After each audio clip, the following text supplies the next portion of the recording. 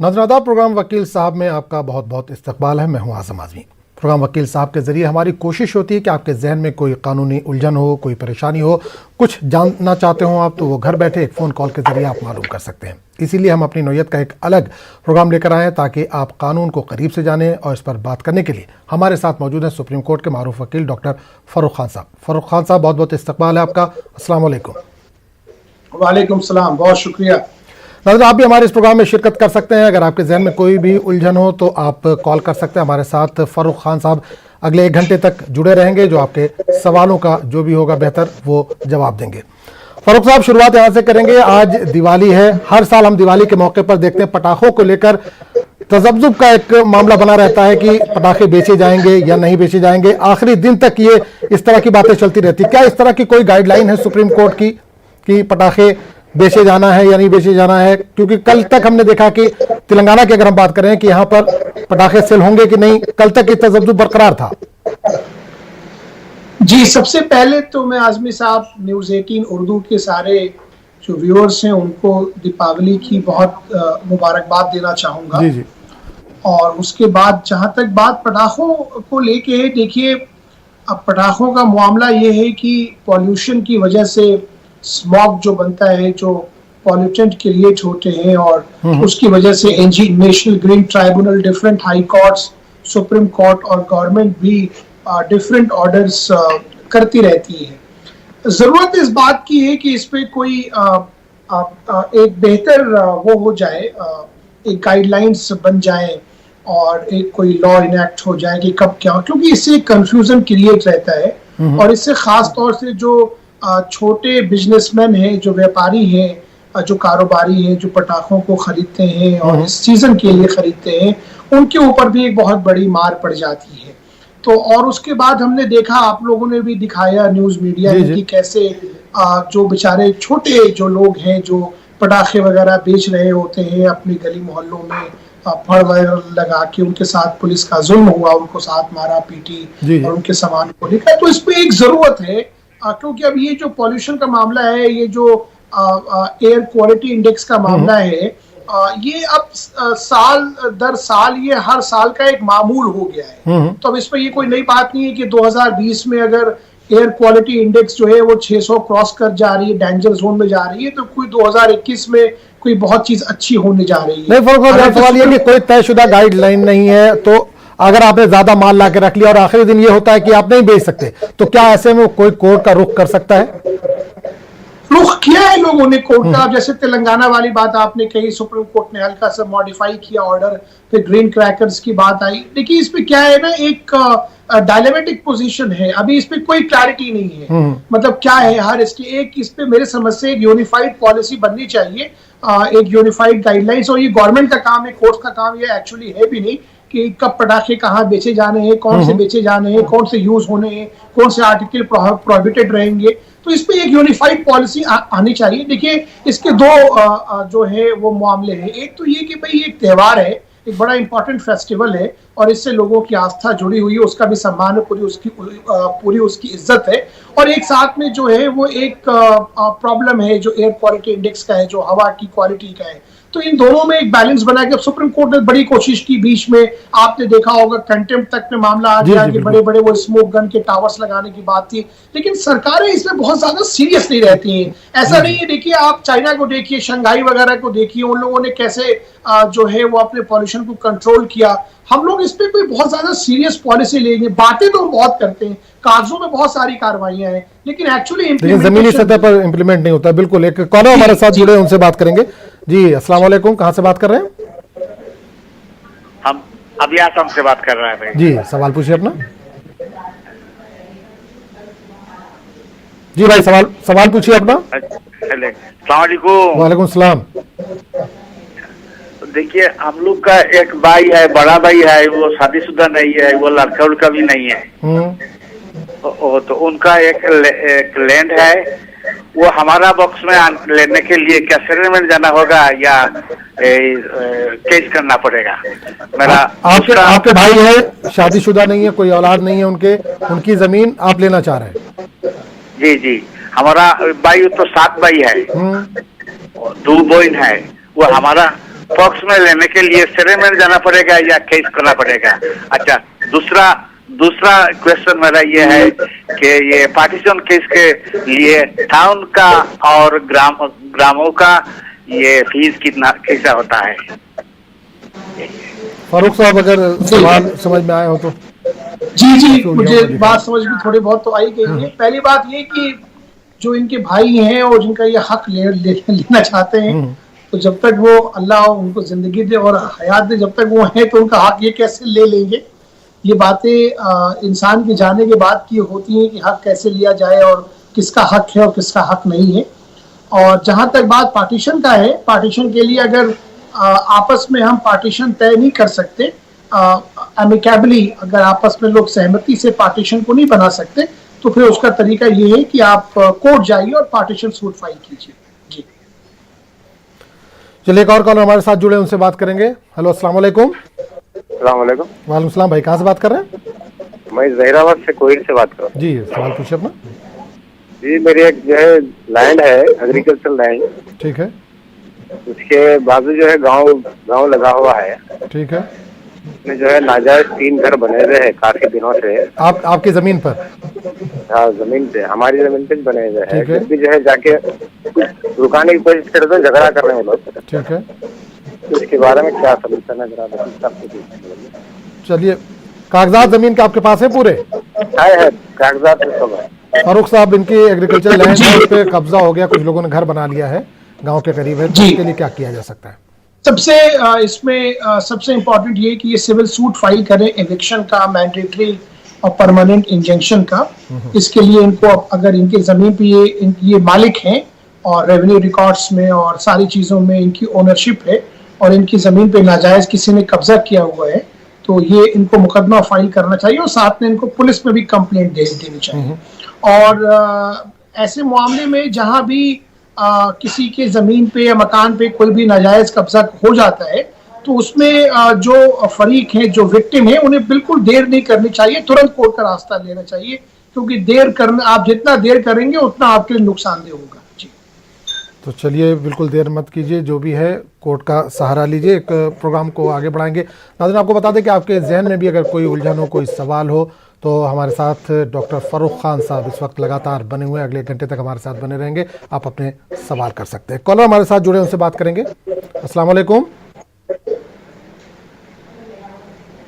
तो हमारी 2 दुकानें हैं हवा कदल में, वो सिनेमा इकबाल है, वो कांग्रेस में है।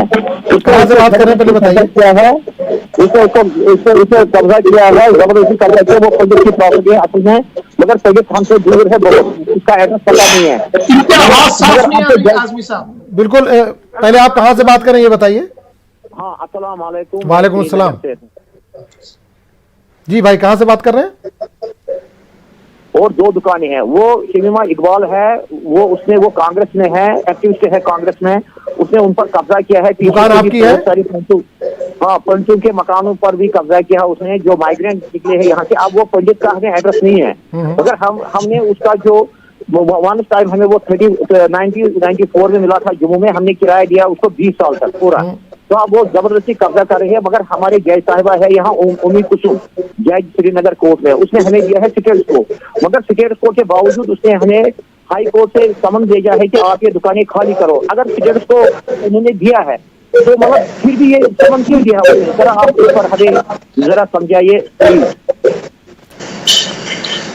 अब मैं समझ गया, मैं इसका जवाब देता हूँ।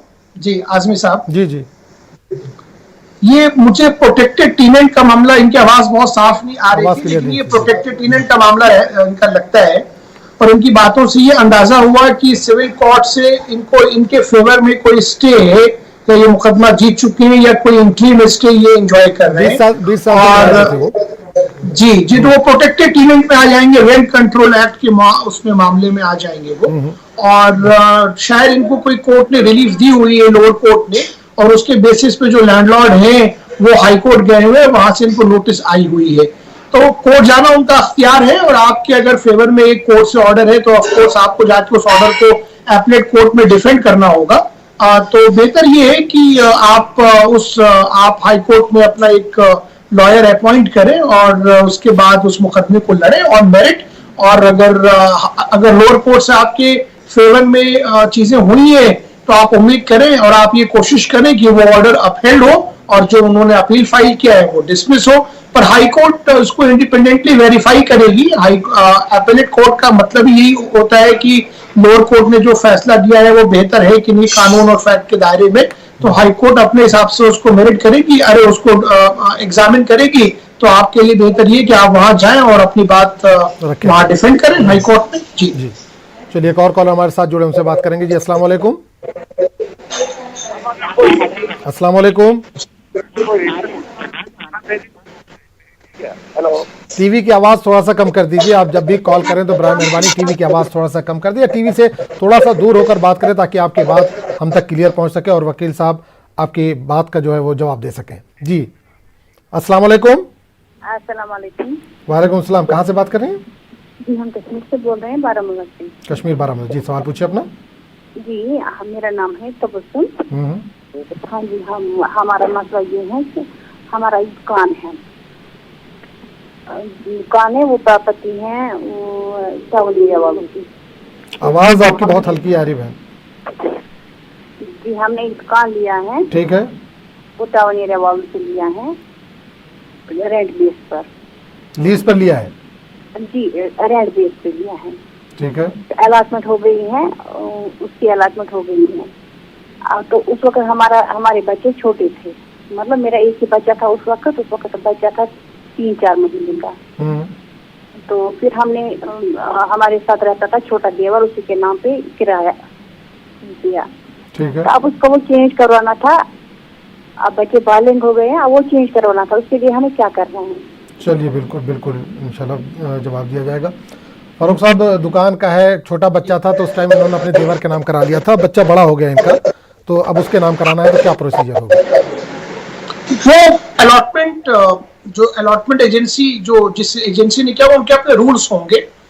और देवर जो इनके नाम बच्चे के नाम पे नहीं था, देवर के नाम पे था, तो ऑफ कोर्स वो अलॉटमेंट पॉलिसी अगर, क्योंकि ये नॉर्मली जो लोकल बॉडीज होती हैं इनकी अपनी अलॉटमेंट की पॉलिसीज होती हैं, अपने रूल रेगुलेशंस होते हैं। तो टेक्निकली जो इसमें उम्मीद है वो ये है कि आपको जाके और रेलिंक्विशमेंट डीड वगैरह साइन करना पड़ेगा इनके देवर को। और अब इनका जो बच्चा जो पहले माइनर था वो मेजर हो गया है, उसके हक में हो जाएगा।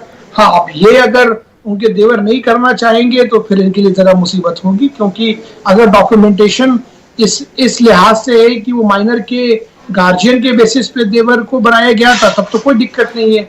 अगर वो ओरिजिनल अलॉटमेंट ही देवर की थी और ये एक फैमिली की इंटरनल अंडरस्टैंडिंग थी तो देन इनके लिए फिर जरा थोड़ी सी प्रॉब्लमेटिक सिचुएशन होगी। जी चलिए बहुत बहुत शुक्रिया। एक और कॉलर को शामिल करेंगे। जी अस्सलाम वालेकुम। जी अस्सलाम वालेकुम। अस्सलाम वालेकुम। अच्छा देखिए, पहले जो मैंने क्वेश्चन किया था ना जी, तो उसी टाइम में हमारा ये टीवी का कारण चला गया था, लेकिन हमको उत्तर नहीं सुना पाया है। फिर क्वेश्चन करता हूँ मैं। बिल्कुल नहीं, ये यूट्यूब पे भी रहता है, आप वहाँ पर भी जाके एक बार देख लीजिए। उसका जवाब वही दिया था कि भाई आपका जब तक हयात है तब तक आपके नाम पे कैसे होगी? नहीं है, वो तो इंतकाल हो गया। इंतकाल हो गया है। हाँ जी, ओके, उस वक्त आवाज आपकी क्लियर नहीं। तो फारूक साहब, जो बड़े भाई की बात कर रहे थे हम लोग, तो भाई का इनका जो है वो इंतकाल हो गया, उनकी शादी नहीं हुई थी, कोई बच्चे औलाद नहीं है, तो उस प्रॉपर्टी का क्या होगा जो उनके नाम है? उस प्रॉपर्टी के अपने रेगुलेशंस हैं, उसके कानून हैं कि किसके पास कितनी जाएगी। 37 पॉसिबिलिटीज होती हैं इस्लामिक शरीयत में इनहेरिटेंस की। तो अभी किस कंडीशन में लाई डाउन करते हैं, इनके भाई कोई मकरूज थे, अगर उनका इंतकाल हो गया, उनकी कोई कर्ज थी या वो कुछ वसीयत करके गए हैं, कितनी वसीयत करके गए हैं, मतलब वो एक 37 कंडीशंस हैं ओवरऑल, उसमें एक सिचुएशन पैदा होती है। तो अगर उसके लिए ये और बाकी भाइयों के का भी हक बनता है, और ये शायद पार्टीशन की बात भी कर रहे थे, तो इनको एक अगर कोई एमिकेबल सॉल्यूशन ये 7 भाई 6 भाई जो बचे वो निकाल सकते हैं तो निकाल लें, और वरना फिर कोर्ट का रुख करें। चलिए बहुत बहुत शुक्रिया। एक और कॉलर हमारे साथ जुड़ गए। जी अस्सलाम वालेकुम। अस्सलाम वालेकुम। अस्सलाम वालेकुम। वालेकुम सलाम। भाई कहाँ से बात कर रहे हैं? जी सर, हम आबिकारपुरा डल लेक से बोल रहे हैं, जी श्रीनगर। जी जी, सवाल कीजिए अपना भाई। जी सर, हमारे पास एक हाउस बोट का लाइसेंस था। हाउस बोट का? जी, हाउस बोट का लाइसेंस था जो फादर के नाम से रजिस्टर्ड थी। ठीक है। हेलो। हाँ जी जी बिल्कुल, सवाल कीजिए अपना। जी, फादर के नाम से रजिस्ट्री थी, उनकी डेथ हो गई है। आवाज तो फिर अभी हमको ये अपने लीगल मतलब जो हम ये ट्रांसफर करवाना था, लेकिन वो हो नहीं रहा है।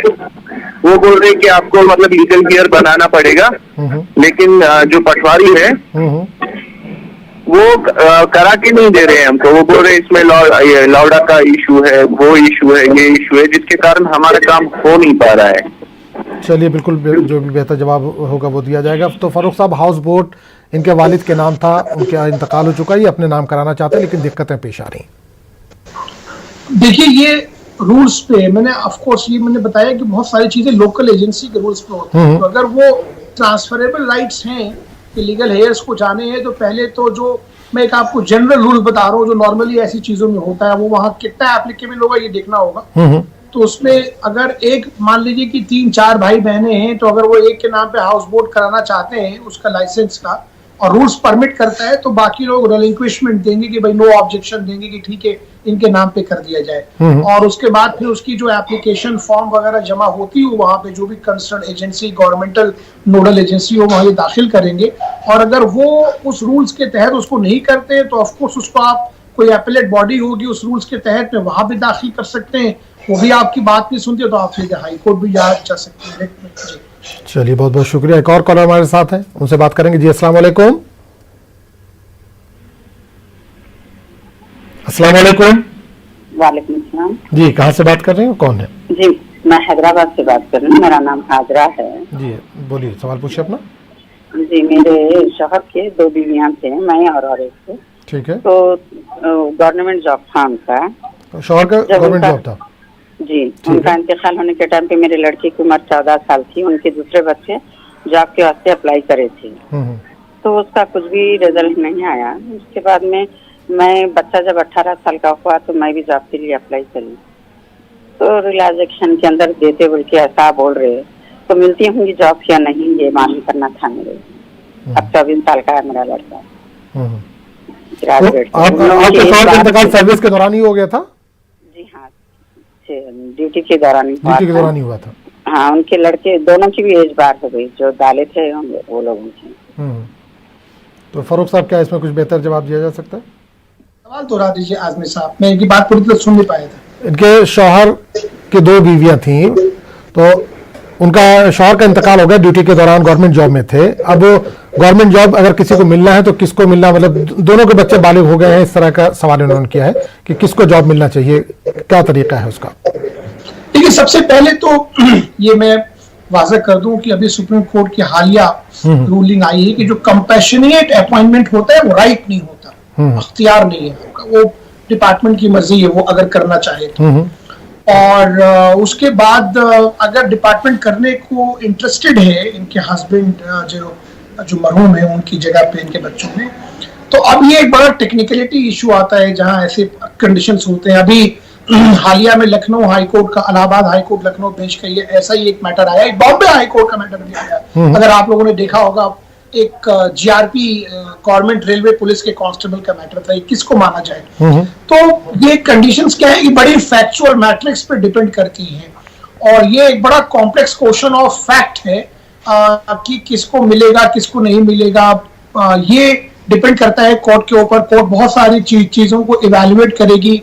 नॉर्मली ऐसे केसेस में हमने ये देखा है कि अगर किसी एक को वो अपॉइंटमेंट के लिए रुख देर की तरफ उसका ऑर्डर जा रहा है, तो उसको ये कहती है कि वो दूसरे फरीक को वो कॉम्पनसेट करे इन द लॉन्ग टर्म और इन द शॉर्ट टर्म। तो दैट डिपेंड्स। तो अगर अपॉइंटमेंट की कंडीशंस बनती है और अगर आपस में ये लोग कोई सहमति नहीं बना पाते, तो then the only option is to go to high court. तो फारूक साहब, एक चीज और यहाँ पे पूछना चाहूंगा कि अगर शौहर का इंतकाल हो गया, उनकी 2 बीवियां थी, हिंदूज में तो खैर ये चीज नहीं, लेकिन मुस्लिम में है कि अगर 2 बीवियां हैं तो पेंशन किसको जाएगी, पहली बीवी को या दूसरी बीवी को, क्या इसका कोई तरीका है? एक्चुअली ये प्रॉब्लम मुस्लिम्स में नहीं, ये प्रॉब्लम हिंदू कम्युनिटी में भी है। आपने देखा होगा बहुत सारे ऐसे मैटर्स हम लोग देखते रहते हैं जहाँ 2 शादियां हैं, हालांकि शादी वॉइड रहती है, मतलब वो शादी की लीगल सैंक्टिटी नहीं है, लेकिन हिंदू लॉ में आप देखेंगे कि इवन जो इलेजिटिमेट चाइल्ड जिसको कहते हैं, उसको जो वेडलॉक से पैदा होता है, उसके भी अख्तियारात हैं, उसके भी राइट है जो कानून में। तो ये मैंने कहा जैसा आपको कि एक बड़ा कॉम्प्लेक्स पोर्शन ऑफ फैक्ट है जो कि कोर्ट डिटरमिन करती है बहुत सारी चीजों को देखते हुए। तो अगर कंपेशनेट अपॉइंटमेंट की कोई बात है और उसके कंडीशन पे कोई है तो उसको कोर्ट देखेगी। बहुत सारी शादियां अवॉइड होती हैं, बहुत शादी हो सकता है दूसरी शादी वॉइड हो या वॉइडेबल हो, वो शादी में ही ना हो, उसको शादी मानने में कोर्ट तैयारी ना हो, उसमें कंसीलमेंट हो पहली शादी का या उसमें एक्विजेंस हो।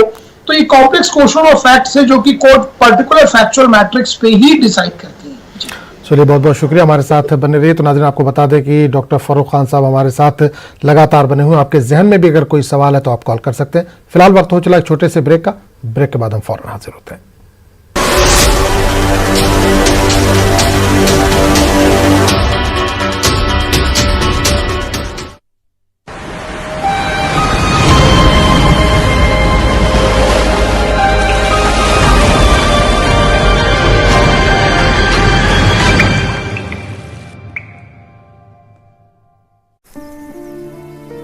हम सभी जानते हैं कि दिल्ली और उसके आसपास के इलाकों में हर साल अक्टूबर नवंबर के महीनों में उठिए नहीं, जागिए। मुल्क के हर कोने में फैला है जहरीली वबा का कहर, लेकिन हर वक्त हर पल मुस्तैदी से निभाते हैं हम अपनी जिम्मेदारी ताकि मिले आपको हर शहर की हर खबर। देखिए खास बात इंडिया न्यूज़ 18 उर्दू पर।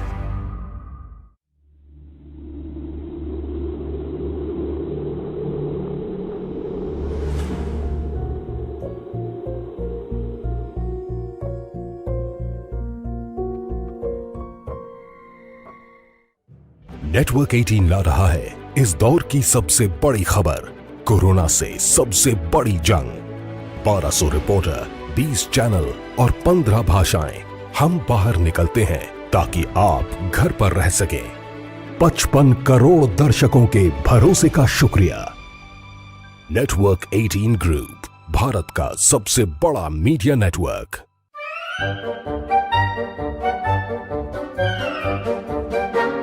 अखबार हुआ ठप, आउटडोर हुआ बेकार, टीवी ही दे रहा है विज्ञापन को तेज रफ्तार। करोड़ों दर्शकों तक न्यूज़ 18 पहुंचाएगा आपका ऐड। न्यूज़ 18 की टीम दमदार बनाएगी आपका ऐड शानदार। जल्दी कीजिए, कहीं छूट ना जाए ये सुनहरा मौका। हमें मेल करके उठा लीजिए बड़ा फायदा। ये स्पेशल ऑफर है अगले 15 दिनों तक। साथ ही मिलेगा हमारी वेबसाइट पर प्रमोशन। आज ही मेल करें adsales@nw18.com पर। न्यूज़ 18 इंडिया, आपका पसंदीदा नेशनल न्यूज चैनल, उपलब्ध है टाटा स्काई के चैनल नंबर 519 और एयरटेल के चैनल नंबर 318 पर। कोरोना की हर खबर देखते रहिए न्यूज़ 18 इंडिया पर। भैया राम राम, नमस्कार। बाहर ना जाना, कुछ बता रहे हैं, कुछ चेता रहे हैं। तो आपने लॉकडाउन के दौरान देखा कि हम क्या कर रहे हैं। कोरोना काल में लोग एक दूसरे को समझा रहे हैं। बड़े बड़े लोग वीडियो बना रहे हैं। आप गाना जानते हैं तो गाइए या फिर अपना हुनर दिखाइए। वीडियो बनाइए और हम तक पहुंचाइए और घर बैठे बनिए स्टार।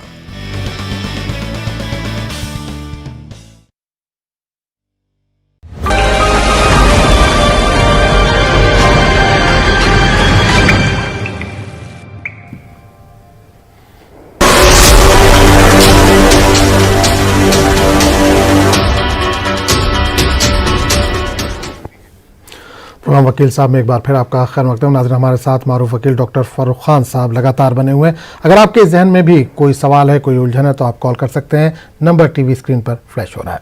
एक कॉलर हमारे साथ जुड़े, उनसे बात करेंगे। अस्सलाम वालेकुम। अस्सलाम वालेकुम। वालेकुम सलाम। भाई कहाँ से बात कर रहे हैं? सिद्दीपेट से बात कर रहा हूँ मैं। फारूक हुसैन हूँ, मेरा नाम फारूक हुसैन है। जी जी फारूक साहब बताइए, सवाल पूछिए अपना।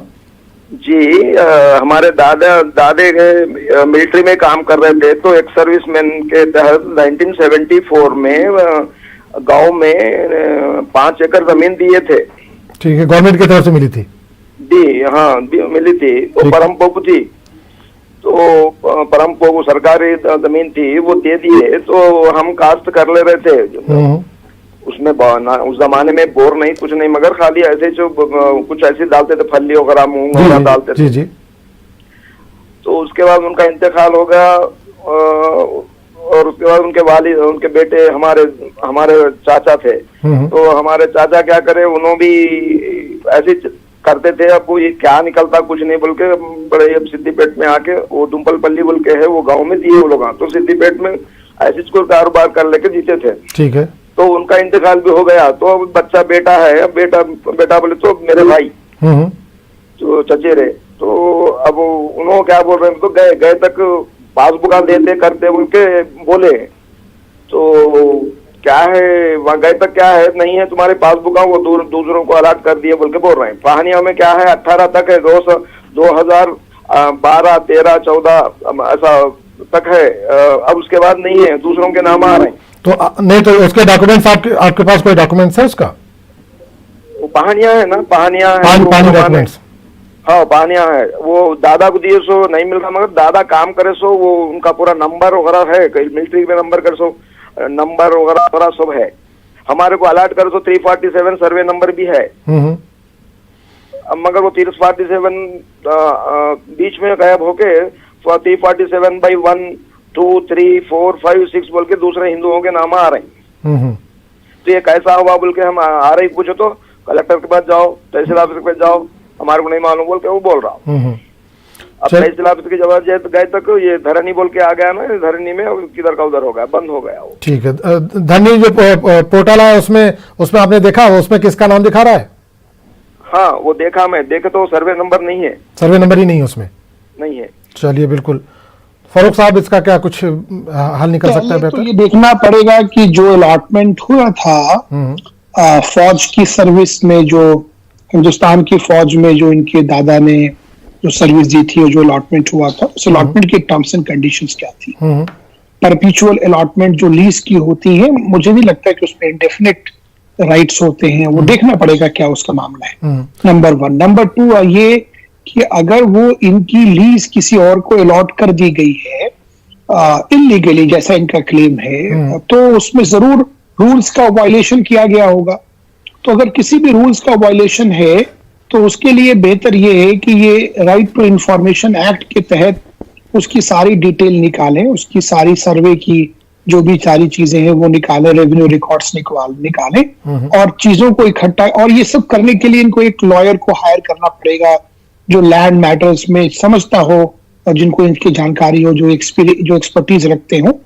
और उसके बाद इंफॉर्मेशन गैदर करने के बाद, रिप्रेजेंटेशन वगैरह देने के बाद रिटन में, और फिर इनको कोर्ट जाना होगा मेरे समझ से। जी नहीं, इनका 2014 तक डॉक्यूमेंट्स, पानी डॉक्यूमेंट जो होता है, क्योंकि एग्रीकल्चर लैंड थी, बता रहे वहां पर खेती वगैरह ये लोग करते थे, तो जो टैक्स वगैरह वो पानी का पे करते रहेंगे, 2014 तक इन्होंने किया है उसका। जी, इसीलिए मैं जो देखना पड़ेगा सारी चीजों को ना कि अलॉटमेंट की, क्योंकि ये कोई इनहेरिटेड प्रॉपर्टी नहीं है ना, अलॉटेड लैंड है, लीज्ड लैंड है। क्योंकि आपने फौज में सर्विस दी, फौज की सर्विस के तहत में आपको अलॉटमेंट किया गया। आंध्र प्रदेश में और तेलंगाना में कुछ मेरे जो जाती तजुर्बे हैं, कुछ मुकदमों के देखे मैंने, लैंड एक्विजिशन के मैटर्स देखे हैं, खासतौर से आंध्र प्रदेश में। अब जो आंध्र प्रदेश तेलंगाना से होने के बाद कानून तो करीब करीब सेम है, मैंने ये देखा है कि वहाँ अलॉटमेंट की कंडीशंस बड़ी दूसरे तरीके की होती है। राइट, 5-5 साल का भी अलॉटमेंट होता है जो कि सरकार जमीनें खेती करने को दे देती है, और उस पर कंडीशंस होती हैं कि ये प्रॉपर्टी नॉन अलाइनेबल, मतलब आप इसको न किसी को फर्दर सबलीज कर सकते हैं, न किसी और को दे सकते हैं, न बेच सकते हैं, न ये प्रॉपर्टी आपकी जिंदगी के बाद आपके लीगल हेयर्स को जाएगी। तो इसलिए अलॉटमेंट की कंडीशंस को देखना पड़ेगा कि अलॉटमेंट की कंडीशंस क्या थी, उसके बेसिस पे ही आप कानूनी कार्रवाई प्लान कर सकते हैं। जी चलिए, बहुत बहुत शुक्रिया। एक और कॉलर हमारे साथ जुड़े, उनसे बात करेंगे। जी अस्सलाम वालेकुम। हेलो, अस्सलाम वालेकुम। हेलो, अस्सलाम वालेकुम। वालेकुम सलाम भाई, कहाँ से बात कर रहे हैं? सर मैं श्रीनगर से बोल रहा हूँ। बोलिए, सवाल पूछिए अपना भाई। सर मेरा सवाल ये है कि मुझे एक फैमिली ने अडॉप्ट किया था बचपन में। हेलो जी जी, बोलिए, सवाल कीजिए। तो अडॉप्ट किया था बचपन में। तो आज वो मुझसे कह रहे हैं, उन्होंने मेरा ये मुझे पता नहीं रखा था अपने घर वालों का, इन्होंने कमिटमेंट की थी जिसको पता नहीं चलना चाहिए, ठीक है, जिसको पता ये नहीं रहेगा। तो आज वो मुझसे कह रहे हैं कि तेरा यहाँ कुछ नहीं है, यहाँ पर तेरा कुछ नहीं मिलेगा, यहाँ तेरा कोई न कानून। तो आप नहीं बता रहे कि आपके वालिदैन कौन है, फिलहाल नहीं बता रहे हैं वो उन्होंने मुझे दिखाया वालिदैन घर। आज इन्होंने मुझे इतने साथ मेरे साथ झगड़ा किया, लड़ाई किया, कह रहा है कि यहाँ से निकलो, तुम्हारा यहाँ कुछ नहीं बनेगा। मैं जब वहाँ गया, वहाँ मेरे वालिदैन जिंदा नहीं है और मेरे जो 2 बहनें वहाँ की हैं उनकी भी शादी हो गई है। जो ये घर था वो भी बट गया है, वो भी अब वहाँ है नहीं। तो ये अब क्या मेरा यहाँ, इनके यहाँ जो इनका घर है इसमें कुछ हिस्सा नहीं बनेगा इसका कोई? चलिए बिल्कुल बताया जाएगा। फारूक साहब? नहीं बनेगा, बिल्कुल बनेगा हिस्सा। अब तो जजमेंट भी आ गया इस पे, Shabnam Hashmi versus Union of India गालिबन जजमेंट केस का नाम है, 2015 या 16 का जजमेंट है कि अडॉप्टेड मुस्लिम्स में भी जो अडॉप्टेड चिल्ड्रन उनके राइट्स हैं। तो ऑफ कोर्स अगर ये बचपन में अडॉप्ट कर दिए गए होंगे तो वल्दियत वगैरह सारी चीजें तो इनके जो अभी अडॉप्टेड जिन्होंने अडॉप्ट किया था उनके नाम वगैरह लिखे होंगे, तो उस राइट पे ये बिल्कुल चीजों को है, इनको बाहर ऐसे नहीं निकाला जा सकता। और दूसरी बात एक बड़ी इंपॉर्टेंट जानने की ये होती है कि जो आग कर देना होता है कि हमने डिसओन कर दिया, तो मुस्लिम लॉ में ये परमिसिबल नहीं है, पॉसिबल नहीं है। लोग इसको समझते हैं कि पॉसिबल है, परमिसिबल है, लेकिन टेक्निकली ये परमिसिबल नहीं है। लेकिन एक बहुत इंपॉर्टेंट चीज ये है कि वालिदैन की जिंदगी में आपका कोई हक, आपका कोई राइट क्रिएट भी नहीं होता प्रॉपर्टी के ऊपर। तो ये तो जाने मतलब उनकी जिंदगी के बाद ही आपके राइट्स क्रिएट होते हैं, आप पहले एजर्ट कर नहीं सकते। हाँ, कुछ नेगेटिव कॉवेनेंट्स उसमें है कि कोई आप फ्रॉड या कोएर्जन या कोई ऐसी चीज आप एस्टैब्लिश कर पाए।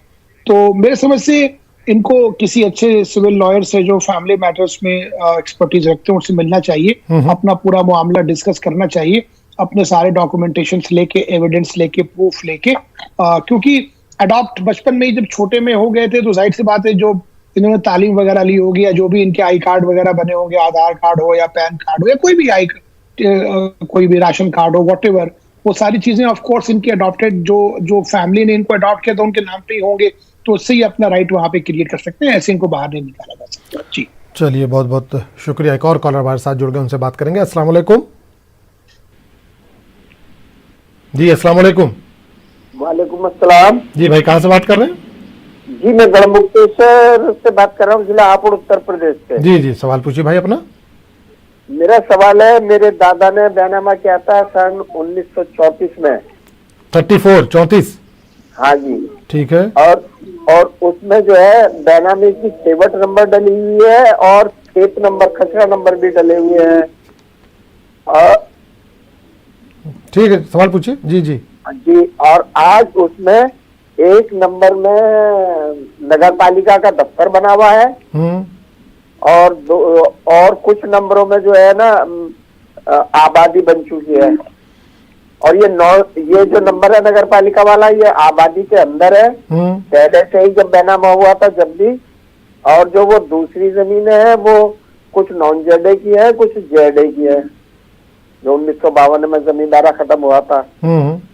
तो अब इस पे हम क्या कर सकते हैं? बैनामा मेरे पास है ओरिजिनल। डॉक्यूमेंट्स आपके पास मौजूद है?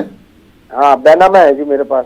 नहीं तो इतना कब्जा हो गया उस पर पूरा, आपने बताया जैसे कि कॉलोनी बन गई है या गांव बस गया है, तो इससे पहले आपने कभी देखा नहीं था वहां जाकर? नहीं, वहाँ पता तो था, लेकिन हम जो है डाल नहीं पाए थे उसको। और नगर पालिका का जो दफ्तर है, जिन्होंने हमें बेची थी वो जमीन, उनके बेटे ने ही बैनामा कर दिया था नगर पालिका को सन 1962 में। चलिए, बिल्कुल जो भी बेहतर होगा जवाब दिया जाएगा। फारूक साहब, 1934 का मामला बता रहे हैं, दादा की ज़मीन थी, उसका डॉक्यूमेंट्स इनके पास है, अब उस पर बिल्डिंग्स बन गई, नगर पालिका का ही दफ्तर बन गया, बता रहे हैं वो। मुश्किल लगता है अब। वैसे भी राइट टू एडवर्स पोजीशन 12 साल के पोजीशन पे क्रिएट हो जाता है, तो यहाँ तो आप 1934 की बात 34 की बात हो रही है, तो बहुत मुश्किल है। मतलब अगर ये कुछ मतलब मैं इनको डिमोरलाइज नहीं करूंगा, मैं इनको इनके उसके लेकिन मुश्किल है, मुझे मुश्किल दिखता है। भले कागजों, ऐसे बहुत सारे मुकदमे मैंने देखे हैं, बहुत लोगों की तो जमीनों पे थाने बन गए हैं दिल्ली में, मैं ऐसा भी जानता हूँ। तो मुश्किल है, अब तो मुझे मुश्किल दिखाई देता है। लेकिन तब भी अगर ये चांस लेना चाहें तो किसी अच्छे लॉयर से रास्ता कायम कर ले और मुलाकात कर ले, लेकिन दिखता नहीं है, मतलब मुझे बहुत ज्यादा उम्मीद नहीं है बहुत ज्यादा जी। तो चलिए बहुत बहुत शुक्रिया। तो एक और कॉलर हमारे साथ जुड़ गए, उनसे भी बात कर लेते हैं। जी अस्सलाम वालेकुम। अस्सलाम वालेकुम जनाब। वालेकुम सलाम। जी भाई कहाँ से बात कर रहे हैं? जम्मू कश्मीर से। जी जम्मू कश्मीर। जी सवाल पूछिए। सवाल सर है, हमारी आवाम अजदाद की जायदाद है जमीन, ठीक है सर। जी जी। उसको किसी ये जो जमीन माफिया है ना, उन्होंने किया है उसको जबानी, लेकिन हमारे ने नहीं लिख दिया है, उसने खुद ही काट दिया है उसको। आप लोगों ने नहीं बेचा नहीं है, उन्होंने अपनी तरफ से? हाँ सर, हाँ सर। जमीन के पेपर, पुराने पेपर हैं आपके पास, मौजूद है? पुराने पेपर हैं सर। चलिए बिल्कुल बिल्कुल जो भी बेहतर होगा वो जवाब दिया जाएगा। फारूक साहब, इनके आबा अजदाद की ज़मीन थी, डॉक्यूमेंट्स इनके पास मौजूद है, लेकिन बीच में कुछ लैंड माफियाओं ने उस पर कब्जा कर लिया है, उसके दूसरे डॉक्यूमेंट्स शायद बन गए इनके हिसाब से। हाँ, उस पर इन्होंने ओरल हिबा का भी जिक्र किया है कि इन्होंने हिबा ज़बानी से भी चीज़ों को वो क्लेम किया है, राइट को। मतलब इनकी ज़मीन को क्लेम राइट्स किया है कि इनके पास पहले उनके पास हिबा आ गई, ओरल हिबा से आ गई, और फिर हिबा से कॉरेस्पॉन्डिंग टाइटल चेंज हुए। कॉम्प्लेक्स क्वेश्चन ऑफ फैक्ट्स हैं, ऑनरशिप प्रूफ करनी पड़ेगी और उसके लिए आपको सिविल केस फाइल करना पड़ेगा, और declaration, eviction, permanent injunction, mandatory injunction claim करना पड़ेगा इनको, और अपनी एविडेंस लीड करके कोर्ट पर एस्टैब्लिश करना पड़ेगा कि जो भी सब्सिक्वेंट ट्रांसफर है प्रॉपर्टीज के वो वैलिड नहीं है, और रिस्टोर किया जाए इनकी ऑनरशिप को, सारी चीज़ों को। तो उसके बेसिस पे ही चीज़ें तय हो पाएंगी। तो टाइटल को एग्जर्ट करने के लिए और टाइटल को अपने फेवर में डिक्लेयर कराने के लिए कि और ये ऑर्डर कराने के लिए कि जो लोग अभी काबिज हैं वो गैर कानूनी तौर से कोर्ट का रास्ता जो है वो अख्तियार करना चाहिए। जी चलिए बहुत बहुत शुक्रिया। एक और कॉलर हमारे साथ जुड़े हैं। जी अस्सलाम वालेकुम। हेलो अस्सलाम वालेकुम। वालेकुम अस्सलाम व रहमतुल्लाहि व बरकातहू। जी भाई कहाँ से बात कर रहे हैं? मैं ठीक ठाक हूँ। मैं ये सवाल एक मेरा, मैं रहने वाला झारखंड का हूँ। ठीक है। वालेकुम सलाम। मैं रहने वाला झारखंड का हूँ। टीवी की आवाज थोड़ा सा बंद कर दीजिए, और या टीवी से दूर हो जाइए। अभी फरीदाबाद में हूँ, और मेरा झारखंड का एक प्लॉट है। आप दोबारा एक बार ट्राई कीजिए, टीवी का वॉल्यूम या तो कम कर दीजिए या टीवी से थोड़ा सा दूर होकर बात कीजिए। एक और कॉलर हमारे साथ जुड़े, उनसे बात करेंगे। जी अस्सलाम वालेकुम। तो गालिबन कॉल जो है वो ड्रॉप हो गया। तो नाज़रीन, आपके जहन में भी अगर कोई सवाल है तो लगातार हमारे साथ मारूफ वकील डॉक्टर फारूक खान साहब जुड़े हुए हैं जो आपके सवालों के जवाब दे रहे हैं। फिलहाल वक्त हो चला एक छोटे से ब्रेक का। ब्रेक के बाद हम फौरन हाजिर होते हैं।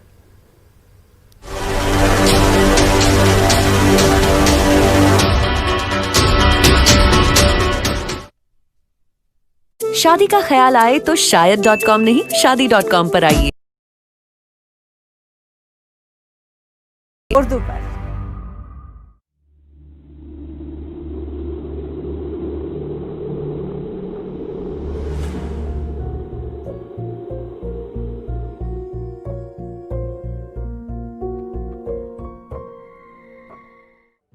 नेटवर्क 18 ला रहा है इस दौर की सबसे बड़ी खबर, कोरोना से सबसे बड़ी जंग। 1200 रिपोर्टर, 20 चैनल और 15 भाषाएं। हम बाहर निकलते हैं ताकि आप घर पर रह सकें। 55 करोड़ दर्शकों के भरोसे का शुक्रिया। नेटवर्क 18 ग्रुप, भारत का सबसे बड़ा मीडिया नेटवर्क।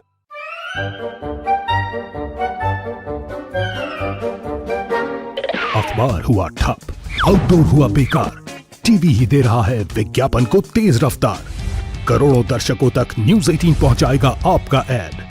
न्यूज 18 की टीम दमदार बनाएगी आपका ऐड शानदार। जल्दी कीजिए, कहीं छूट ना जाए ये सुनहरा मौका।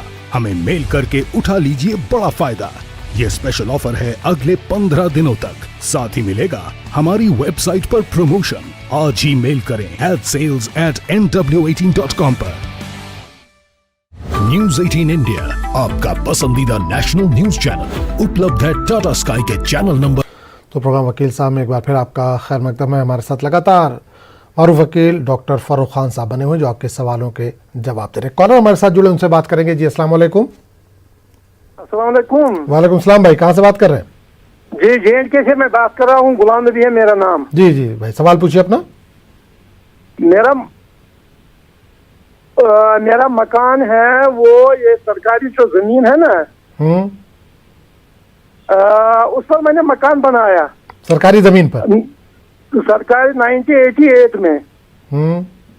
तो फिर आजकल ये यहाँ के गवर्नमेंट कहते हैं ये जमीन खाली करो, वो करो, कागजात। उस टाइम मैंने कोई मतलब इजाजत नहीं ली किसी से। नहीं तो सरकारी जमीन पे आपने अगर मकान बनाया तो जाहिर सी बात अगर खाली करने को कहेंगे तो करना ही पड़ेगा। कोई डॉक्यूमेंट्स है आपके पास? कोई और सुविधा नहीं है, कुछ और जमीन हम देंगे उसके बदले या? 1988 से आप वहां पर रह रहे हैं?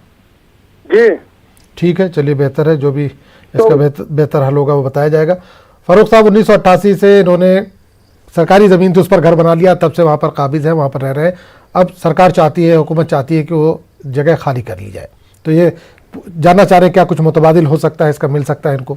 ये देखिए, मैं इनको सलाह दे सकता हूँ, लेकिन ये बेहतर नहीं होगा ऐसे प्रोग्राम पे इस क्वेश्चन पे सलाह देना, क्योंकि इससे जो है, क्योंकि एक एक्ट तो गलत है ना कि आपने सरकार की बनाया, कोई डॉक्यूमेंट्स भी नहीं है और सरकारी जमीन पे उन्होंने घर बनाया। अब मैं इसका जो डिफेंस है वो मैं आजमी साहब एज अ प्रोफेशनल लॉयर मैं यहाँ इसको वो डिस्क्लोज नहीं करना चाहूंगा मसलहतन। आप समझ सकते हैं मैं ये बात क्यों कह रहा हूँ। मैं इनको ये कहूंगा कि ये किसी लॉयर से मिले और उससे जाके डिस्कशन करें। मैं इनको इशारा कर देता हूँ कि ये जब से वहां पे रह रहे हैं, जब से अपने प्रूफ वगैरह ले जाके मिले, और जैसे कि इन्होंने एक ऑफर दिया, इनकी एक अच्छी बात भी रही कि ये उसके एवज में कोई और जमीन देना चाहते हैं या उसका कोई पैसा भी अगर देना चाहे तो सरकार से, उस एजेंसी से सरकार की नेगोशिएट करके और दे के सेटलमेंट कर लें अपने और अपना मकान वहां रखें। और मैं इस क्वेश्चन के बेसिस पे जो भी आपके और व्यूअर्स हैं जो इस प्रोग्राम को देख रहे हैं, मैं उनसे ये रिक्वेस्ट करूंगा कि आप खुदा के वास्ते ऐसा कोई काम न करें जो गैर कानूनी है। जी जी बिल्कुल, क्योंकि उसके कॉन्सिक्वेंसेस तो ये एतराफ भी सीधे तौर पे एतराफ भी कर रहे हैं, सरकारी जमीन पे इन्होंने बनाया है और कोई डॉक्यूमेंट्स भी नहीं है। जी जी चलिए बहुत बहुत शुक्रिया। एक और कॉलर हमारे साथ जुड़े हैं, उनसे भी बात करेंगे। जी अस्सलाम वालेकुम। अस्सलाम वालेकुम। वालेकुम अस्सलाम। हेलो अस्सलाम वालेकुम। वालेकुम अस्सलाम। जी भाई, कहाँ से बात कर रहे हैं? जी मैं पटना से बोल रहा हूँ। जी जी अपना सवाल कीजिए। जी मेरा दादा की प्रॉपर्टी है, दो प्लॉट है। ठीक है। 1932 का खतियान है हमारे पास मेरे दादा के नाम से।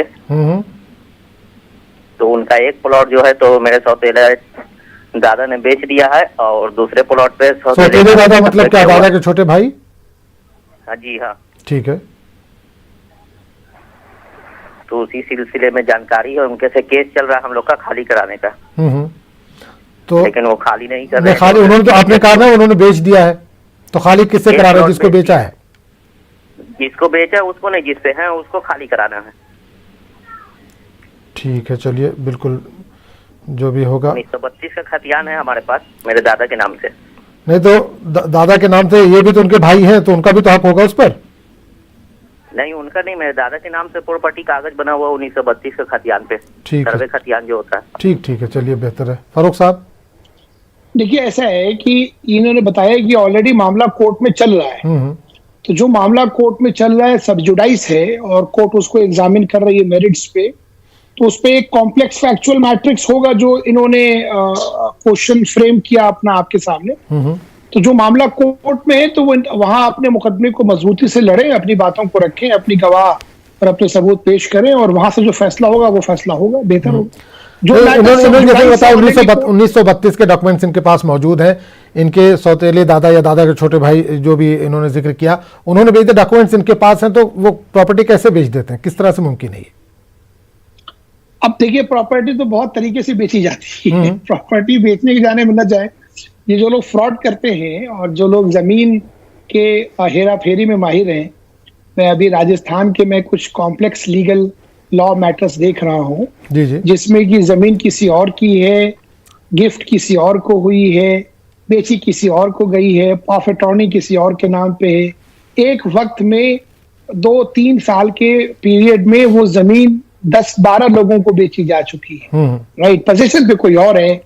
तो जमीन का जो फ्रॉड है, इसलिए मैं कहता हूं कि जब भी आप जमीन की कोई ट्रांजेक्शन करें तो उस पर बहुत जल्दबाजी ना करें। उसमें कोई हतमी राय लेने से पहले कि आप बिल्कुल तय कर लें कि आप लेने जा रहे हैं कोई भी जमीन या मकान, कानूनी मशवरा करने से पहले बिल्कुल, और उससे करें। देखिए होता क्या है, आपको बताऊं मैं आजमी साहब, बड़ा इंपॉर्टेंट सवाल पूछा आपने। ये होता क्या है कि आप मान लीजिए 50 लाख रुपए की चीज ले रहे हैं।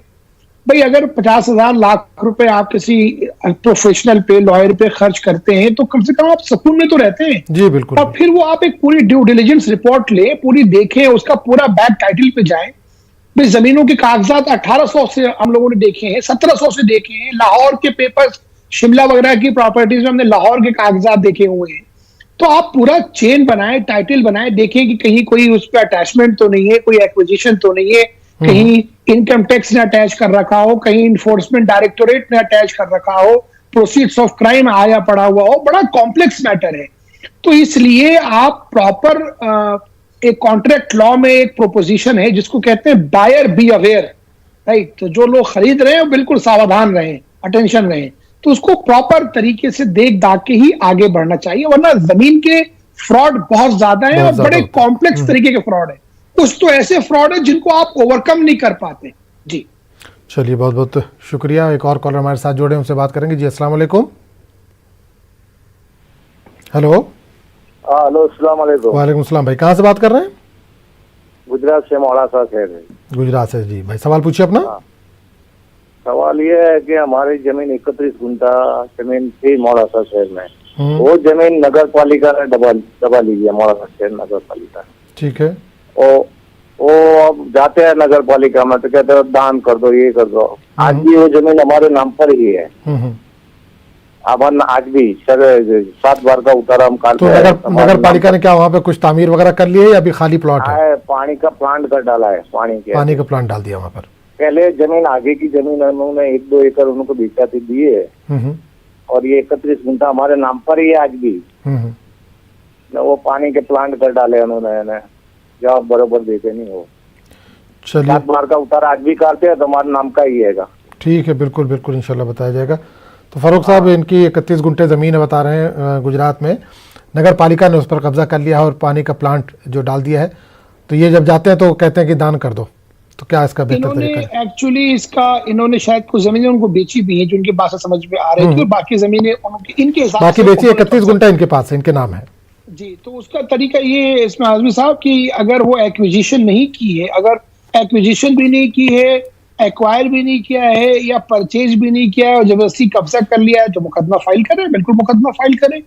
किसी को ये अख्तियार नहीं है। इवन आपको आइन, कॉन्स्टिट्यूशन से ये अधिकार मिलते हैं कि ये गवर्नमेंट को भी अधिकार नहीं है कि वो किसी का जमीन कब्जा कर ले। अगर कोई जमीन लेनी है गवर्नमेंट को तो उसके लिए एक प्रोसीजर है, जमीन एक्विजिशन होता है, एक्वायर की जाती है जमीन, उसके लिए पूरा कानून है, उसके लिए पूरा प्रोटोकॉल है, उसको फॉलो करना है, पैसे देने हैं।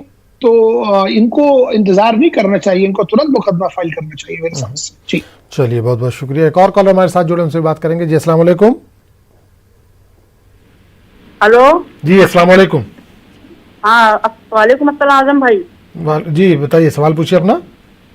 हाँ, मैं पूछ रही हूँ, मैंने अपना घर डिपॉजिट तो भाड़े से दी थी अगले नवंबर को, 1 साल हो गया। ठीक है। तो अभी हमारा ये लॉकडाउन की वजह से ना बहुत परेशानी आ गई थी, तो अभी वो लोग खाली कर दिए। ठीक है। अब लॉकडाउन में तो मैं पैसा नहीं दे पा रही, 4 लाख रुपये। वो लोग हमें परेशान करे, उससे बोलिए क्या करना चाहिए? मकान किसका है? मेरा नाम है फरीदा। आपके नाम था, उन्होंने खाली कर दिया, 4 लाख उन्होंने डिपॉजिट दिया था, वो आपको वापस करना है। हाँ, वो मांग है अभी बहुत जबरदस्ती। अभी लॉकडाउन है, परेशान है, थोड़ी देर हमारा घर कुछ हो जाएगा मैं दे दूंगा। वो लोग हमें परेशान कर रहे हैं। ठीक है, कहाँ से बात कर रहे हैं आप? हम मुंबई कुल्ला। मुंबई कुल्ला, ठीक है, चलिए बिल्कुल बताया जाएगा। फरूख साहब, इनका कोई मकान था, उन्होंने किराए पे दिया था, 4 लाख रुपए उसकी पकड़ी या एडवांस थी, अब वो खाली कर दिया उन्होंने, अब वो 4 लाख रुपए मांग रहे हैं, इनके पास पैसे नहीं है, क्या करेंगे? अब ये तो उनका हक है मांगना, और इनका कुछ टाइम वगैरह दिया जा सकता है कानूनी तौर पर, कुछ इस तरह का कानूनी इनसे बात करें उनसे वो, और उनको कन्विंस करें कि भाई हम पैसे अभी हमारे पास है नहीं, मैं जितने वक्त में होगा वो दे देंगे, वरना वो कोर्ट जाएंगे अपने, अगर ये पैसे तब भी नहीं देंगे तो वो कोर्ट जाएंगे, रिकवरी वगैरह फाइल करेंगे, आर्बिट्रेशन जो भी इनके कॉन्ट्रैक्ट में होगा, तो वहां जाके आप कोर्ट से कहिए कि साहब मेरे पास अभी पोजीशन नहीं है, मैं दे दूंगी, लेकिन ये कोई डिफेंस नहीं होता, मेरे पास मेरी पोजीशन नहीं है। अगर मैंने किसी के पैसे लिए हैं आजमी साहब और मुझे वो पैसे वापस करने हैं, तो मैं कहीं से भी ला के दूं, ये मेरी जिम्मेदारी है ना। जी जी बिल्कुल जी, तो आप उनसे रिक्वेस्ट कर ले, जिनको लेना है उनसे रिक्वेस्ट कर ले कि भाई वक्त और दे देंगे आपको। जी जी, तो ये तो आपस की सहमति का मामला है, इसमें कानून कोई मदद नहीं करेगा इनकी। जी चलिए, बहुत बहुत शुक्रिया। एक और कॉलर हमारे साथ जुड़े, उनसे बात करेंगे। अस्सलाम वालेकुम। अस्सलाम वालेकुम। वालेकुम सलाम। भाई कहाँ से बात कर रहे हैं? मैं हमीरपुर से बात कर रहा हूँ। जी, सवाल पूछिए अपना। हाँ, ये देखिए, ये एक यही हैदराबाद में मेरा एक 250 पे एक मकान है, जो ये मकान मेरे सास साहबा के नाम पे था। ये सास के नाम है? जी ठीक है। और सास साहबा के नाम पे था, इसके बाद सास साहब के इंतकाल के बाद ये मकान जो है मेरे 4 साल है, यानी 4 लड़के थे उनको। एक लड़का ने सऊदी में जो थे उन्होंने बनाए थे, तो ये लोग तीनों चारों सब मिलके जो है एक रिलीज डीड बना के एक साले को दे दी पूरा। ठीक है। प्रॉपर्टी वो साले सब कनाडा में रहते हैं। उन्होंने क्या किए, मेरे को जो है सेल ऑफ अग्रीमेंट करे और पूरे पैसे में दे दिया उनको। इत्तेफाक से ऐसे हो गया, लास्ट ईयर उनका इंतकाल हो गया। ठीक है। और मैं जो है रजिस्ट्री नहीं करवाया, तो आप क्या करना चाहिए, कैसा करना चाहिए? क्या उन लोगों की तरफ से कुछ प्रेशर है कि आपने लिया है, खरीदा है नहीं, इस तरह का कोई दबाव है? कुछ भी है, वो लोग पूरा मेरे फेवर में है, कुछ भी वो लोग जो है करना, पेपर देना चाह रहे, करना चाह रहे, क्योंकि उन्होंने जिंदा रहे तक मैं रजिस्ट्रेशन कराना था, मैं नहीं करा सका। नहीं तो जब जिंदा थे आपने पूरी पेमेंट कर दी थी, तो क्या कुछ डॉक्यूमेंट्स वगैरह बनाया आपने? अग्रीमेंट ऑफ सेल है। एग्रीमेंट ऑफ सेल है, पेमेंट वगैरह का उसमें पूरा हवाला है? पूरा हवाला है। चलिए बिल्कुल। फारूक साहब, क्या कुछ बेहतर इसमें राय दे सकते हैं? हो जाएगा, स्पेसिफिक परफॉर्मेंस से हो जाएगा, कोर्ट ऑर्डर कर देगी रजिस्ट्री का, पर इनको कोर्ट जाने की जरूरत भी नहीं पड़ेगी। अगर बाकी लोगों ने रिलिंक्विशमेंट डीड दी हुई है, रिलीज राइट्स दिए हुए हैं, और वो लोग भी आज की डेट में भी अगर रेडी हैं इनके हक में करने के लिए, रजिस्ट्री तो हो जाएगी। अब यहाँ पे एक कैच है, कैच ये है कि अब ये देखना होगा कि क्या वो एग्रीमेंट उससे रजिस्टर्ड है कि नहीं है। नहीं, उन्होंने ये भी सवाल उठाया कि इनके 4 साले हैं, एक साले का पैसा लगा, दूसरे ने बनवाया है और इन्होंने खरीदा है, ये भी तो फिर वो चारों को रेडी होना पड़ेगा। नहीं, वो कह तो रहे हैं कि चारों लोग रेडी हैं, और रेडी ने रिलिंक्विशमेंट राइट दिया हुआ है सबको। अब देखिए यहाँ पे कैच है, अगर ये एग्रीमेंट उससे रजिस्टर्ड है, और रजिस्टर्ड यानी आपने उस पर स्टैंप ड्यूटी दी हुई है सरकार को, तो आपको कोई आपके साथ हो या न हो फर्क नहीं पड़ता, आप जाइए कोर्ट दाखिल कीजिए, कोर्ट ऑर्डर कर देगी रजिस्ट्री करने के लिए। लेकिन अगर एग्रीमेंट उससे अनरजिस्टर्ड है, जो कि नॉर्मली लोग ये गलती करते हैं, अमूमन गलती करते हैं, तो आपके लिए जरा मुश्किल है, राइट। लेकिन खैर, उसको बैलेंस करने के लिए आपने कहा कि बाकी लोग हैं, वो तैयार हैं आपको रजिस्ट्री करने के लिए, तो आप इस पे किसी सिविल लॉयर, अच्छे सिविल लॉयर से मशवरा करें अपने शहर में, और तुरंत इसको करा लें, इस पर ज्यादा वक्त ना लगाएं तो बेहतर है। आज वो लोग साथ खड़े हैं, कल कब किसकी नीयत बदल जाए ये कोई जानता नहीं है, फिर आपकी बाकी जिंदगी जो है वो मुकदमा लड़ने में ही बीत जाएगी। तो बेहतर ये कि इसको क्लोज जितनी जल्दी हो सके उतनी जल्दी कर लिया जाए। जी चलिए, बहुत बहुत शुक्रिया। एक और कॉलर हमारे साथ जुड़े, उनसे भी बात करेंगे। जी अस्सलाम वालेकुम। जी अस्सलाम वालेकुम। वालेकुम सलाम। कहाँ से बात कर रहे हैं? जी मैं हैदराबाद से बात कर रही हूँ। जी सवाल पूछिए। जी सवाल मेरा ये है कि हमारे पास जमीन है, हम 11 साल से है हमारे पास जमीन, और पूरे पेपर्स है उसके, सब चीज है, लाइट का बिल, हर चीज मेरे हस्बैंड के नाम पे ही है सब चीज। ठीक है। मगर जब हम उसको कंप्यूटर पे जाके देखे तो हमारे हस्बैंड का नाम ही नहीं है उस पे, किसी और का नाम बता रहा। तो कहाँ पे आप रजिस्ट्री ऑफिस में अगर देख रहे हैं तो? जी हाँ, हम क्या करना, इसका क्या इलाज है, इसका मतलब क्या कर सकते हैं? तो उस जमीन पे क्या कुछ कंस्ट्रक्शन हुआ पड़ा है? जी वो एग्रीकल्चर जमीन है, हम उस पे काम कर रहे हैं, मतलब फसल है। नहीं तो आपने कहा ना बिजली का बिल वगैरह, तो क्या वहाँ पे बोर वगैरह डला हुआ है? जी हाँ, सब चीज है, बोर है, सब काम होता। 11 साल से मेरे पास ही है, मैं 11 साल हो गए वो लेके जमीन। ठीक है, चलिए बेहतर। फारूक साहब 11 साल से इनके पास एग्रीकल्चर जमीन है, इनके शौहर के नाम बता रहे, बिजली के बिल वगैरह सब इन्हीं के नाम आता है। बहुत सिंपल सॉल्यूशन है इसका आजमी साहब। डिजिटलाइजेशन जो रिकॉर्ड्स का है उसमें कमियां रहती हैं और उसमें मिस्टेक्स रहती हैं, कोई मुश्किल नहीं है, इन्हें बिल्कुल परेशान या घबराने की बात नहीं है। कंसर्न सब रजिस्ट्रार ऑफिस या तहसील ऑफिस जहां पे वो रिकॉर्ड मेंटेन होता हो वहां जाके बात करें कानून गो लेखपाल वगैरह से, और वहां तहसीलदार को या सब रजिस्ट्रार जो भी हो उसको जाके एक दरखास्त दें इन राइटिंग की, भाई इसमें ऐसी ऐसी चीजें हैं।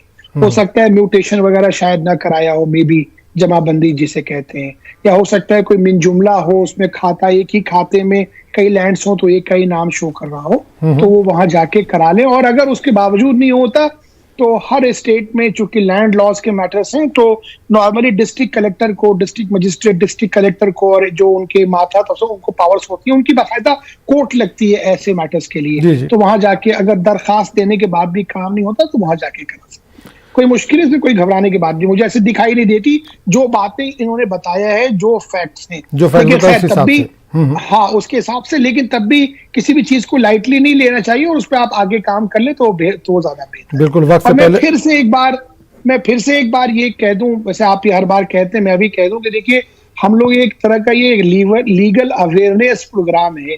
तो हम यहाँ कोई भी अपने फैसला करने से पहले बिल्कुल कानूनी मशवरा सलाह नहीं देते हैं, हम बस एक अवेयरनेस देते हैं।